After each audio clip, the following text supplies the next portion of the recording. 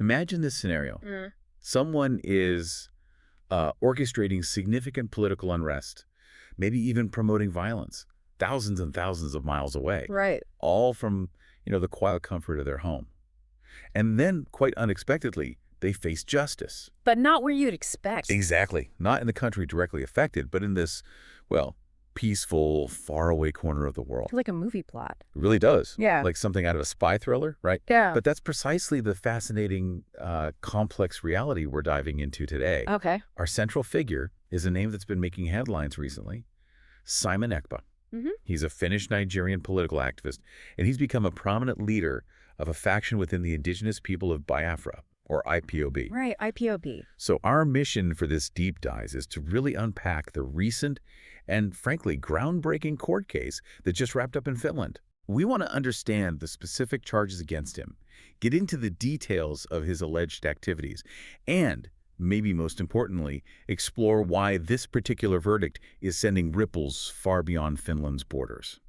All the way to Nigeria, presumably? All the way to Nigeria, yeah. And it's really reshaping discussions about international justice, the power of digital activism, all of it. It's a big one. It is. We'll look at everything from, serious allegations of terrorism to some surprisingly different, almost mundane illegal activities. So by the end of this, you'll be fully informed about the complex layers, the global nature of this story, and why it might just change how we think about accountability. Well, what's truly groundbreaking here, I think, isn't just that accountability cross borders, though that's huge. It's the sheer paradox of it all. You have a Finnish citizen operating remotely, facing terrorism charges in a peaceful European court for violence allegedly instigated thousands of miles away. It's mind-bending. It really is. This isn't just about physical distance shrinking anymore. It's like a fundamental redefinition of where jurisdiction even lies. And maybe where the battleground is, too. Exactly, where the battleground lies in this digital age. It's forcing legal systems everywhere to, frankly, play catch-up with technology. Yeah. So this case offers a really fascinating lens into that evolving landscape, international justice, modern political activism, all of it. That's a powerful way to frame it, a redefinition of jurisdiction. Yeah. Yeah, we definitely keep circling back to that. But first, maybe let's establish who Simon Ekpa is a bit more clearly, his role in the broader Biafran independence movement. It's a good idea. So, as we said, Finnish-Nigerian political activist, he's the self-proclaimed leader of this specific IPOB faction he calls Autopilot. Autopilot, right. And his main campaign, the absolute core of his activism, is pushing for Biafran independence for southeastern Nigeria. A long-standing movement. Very. Yeah. And he really gained prominence, maybe notoriety is a better word, after the main IPOB leader, Nnamdi Kanu, was arrested. Right. That created a vacuum. It did. Ekpa sort of stepped into that leadership vacuum, started broadcasting messages to IPOB supporters using this platform called Radio Biafra. Ah, Radio Biafra. That's key. Very key. It was through that digital channel, really, that he solidified his leadership within at least a segment of the movement. Okay. And the timeline for his alleged offenses is quite significant, too. It stretches from August 2021 Right. all the way through to November 2024. Wow, that's over 3 years. Yeah, a substantial period. It suggests a sustained effort, not just, a one-off thing. Well, and this really raises an important question, doesn't it? For anyone watching these kinds of movements, how do these organizations keep going? How do they maintain momentum and, crucially, leadership when their key figures get arrested? Yeah, like cutting off the head of a hydra. Exactly. And sometimes new heads pop up, often digitally. Autopilot became this significant force precisely because of that dynamic. It shows the sheer power of online broadcasting, like Radio Biafra, to galvanize, to guide supporters, even across continents. It really underscores how critical digital communication is now for political movements. For better or for worse, absolutely. But it also maybe makes us think about how vulnerable traditional command structures are compared to these decentralized online networks. That's a really powerful observation, especially thinking about how easily information travels now. Does that make it easier or harder to track, though? The evidence gathering. Because, as you said, the lines between online talk and real-world impact are getting, well, dangerously thin. They really are. Which brings us right to the core of this story. Yeah. The legal outcome. The verdict. Yeah. So the Finnish court, specifically the Päijät-Häme District Court, recently delivered its verdict. And it was, well, significant. 6 years. 6 years in prison for Simon Ekpa. Now, it's really, really crucial we emphasize this detail. This sentence is not final. Right, that's important. He has the right to appeal this decision to a higher court. So this isn't necessarily the end of the legal road for him. Okay. But let's break down the specific charges he was found guilty of. Because it wasn't just one thing. It was quite a mix. A real range, it sounds like. That's helpful. First, and probably most striking, were the terrorism-related offenses. Okay, the heavy stuff. Yeah, participating in a terrorist organization, and maybe even more impactful, publicly inciting crimes with terrorist intent. Oh, incitement is a big one. Huge. But then, beyond that, the court also found him guilty of a financial crime aggravated tax fraud. Okay, so finance too. And then there's this third category that feels almost jarringly different. Professional misconduct. Professional misconduct. How does that fit? He was found to have unlawfully offered legal services. Apparently a breach of Finland's Lawyers Act. Huh.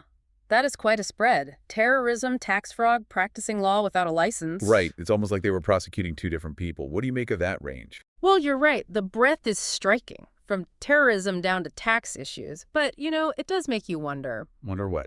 Is this purely a reflection of, let's say, a multifaceted criminal enterprise on Ekpa's part?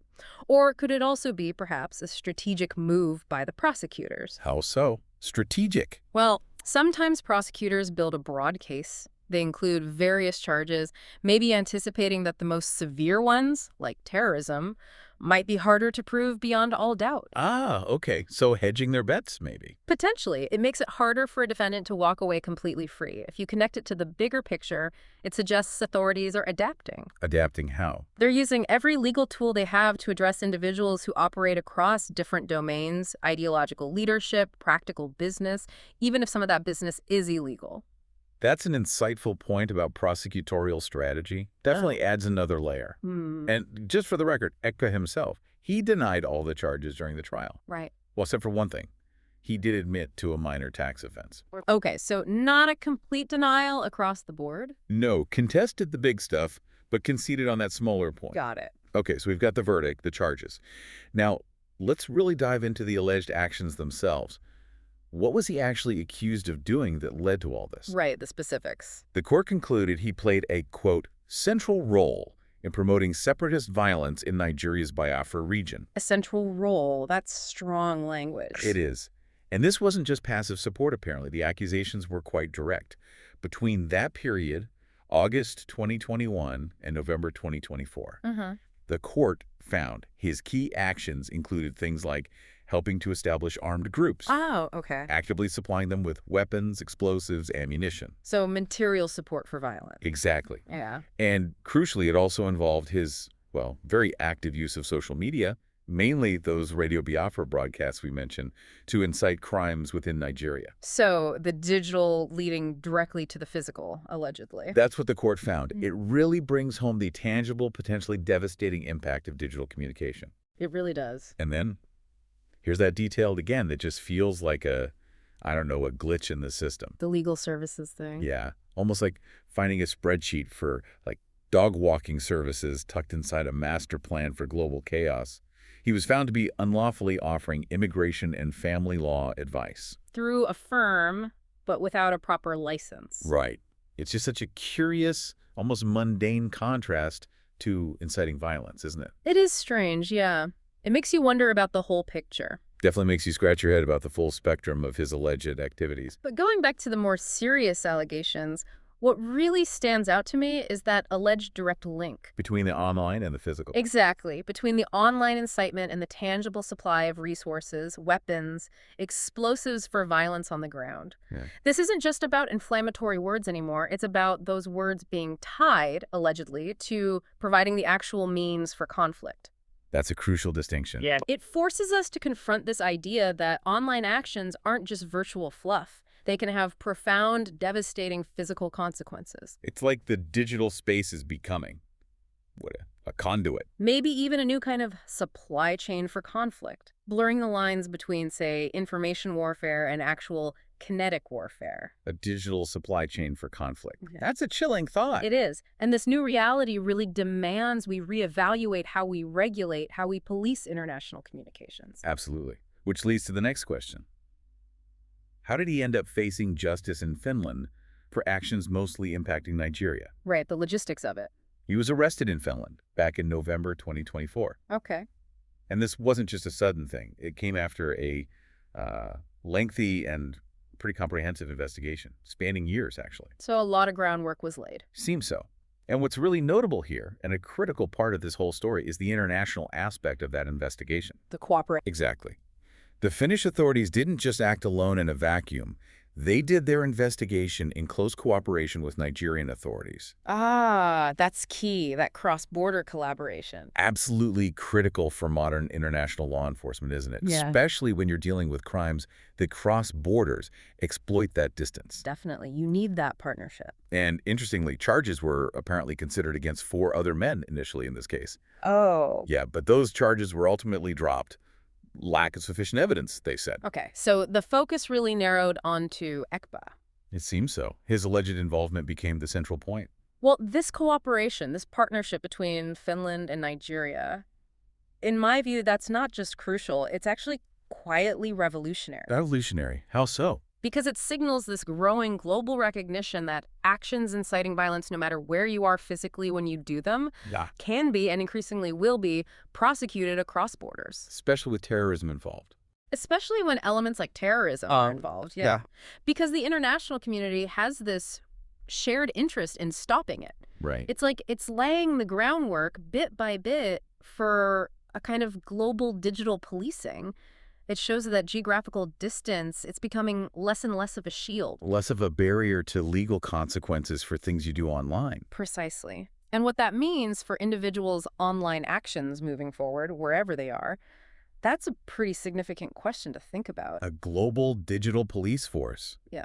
Wow, that's a concept that really challenges old ideas about national sovereignty, doesn't it? It really does, especially in the digital age. And that, of course, brings us to the deeper implications. Why this story matters to you listening right now, beyond just the headlines. The bigger picture takeaways. Exactly. This deep dive really helps us think about the broader context. So first, let's go back to that point you just made. Cross-border accountability. What's truly groundbreaking, as you said, isn't just that it happened, but the paradox. Right. The Finnish citizen, remote operation. Terrorism charges in Finland for violence way over in Nigeria. It's not just distance shrinking anymore. It's redefining jurisdiction, redefining the battleground. Yeah, forcing legal systems everywhere to adapt. It means physical distance just doesn't guarantee impunity like it perhaps once did. The reach of justice is expanding. Exponentially, almost. Second big takeaway. This case shines a massive spotlight on the power and the perils of digital platforms. Radio Biafra, social media. All of it. It shows how effective these tools can be for mobilizing groups, for inciting action, sometimes positive, but in this case, allegedly very negative. And often unregulated, right? That's a key part. Absolutely. That unregulated nature creates this complex gray area. Where does free speech end and incitement begin? And the material impact is often underestimated until it's too late. It's a stark reminder, isn't it? The responsibility that comes with these platforms, the reach they give, and maybe the urgent need for a new way to tell activism apart from actionable harm. A difficult line to draw. Very. And third, it's just such a powerful example of the evolving nature of international law and cooperation. That Finland-Nigeria partnership. Yeah, it might seem straightforward on the surface, but it sets this quiet yet potentially seismic precedent. How so? It signals a shift, I think, in how international partnerships are adapting to tackle these really complex transnational challenges, political violence, separatist movements. Things that inherently cross borders. Right. It shows nations are starting to bridge legal divides, share intelligence in ways maybe once unimaginable. It's like laying the groundwork for a truly global approach to digital crimes. Even when those crimes stem from really political, really localized conflicts. Exactly. You know, this raises a really important question for you, our listener, to chew on. Okay. As our world gets more and more interconnected through these digital spaces, how do we as a global society find the balance? Balance between what? Between the fundamental right to free expression, which is often vital for activism, for dissent, and the absolute imperative to prevent incitement to violence. That's the million-dollar question, isn't it? It is, and maybe even more complex. Yeah. Who ultimately holds the responsibility for drawing those lines and enforcing them? Is it the platforms, governments, international bodies? Exactly. Is it Meta? Is it Finland? Is it Nigeria? Is it some future international court? This case really pushes us to think critically about these tough questions because the answers, whatever they are, will shape the future of both justice and freedom in our digital age. That's an excellent point and definitely something that will stick with us.